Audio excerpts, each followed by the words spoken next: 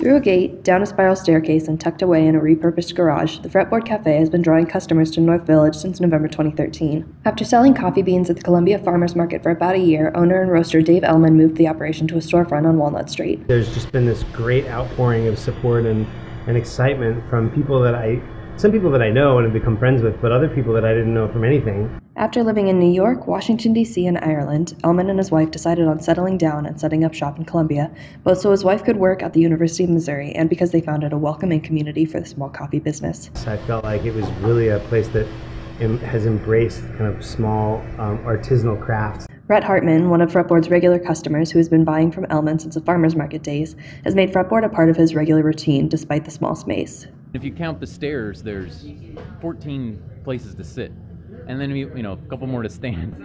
That intimacy really which changes everything.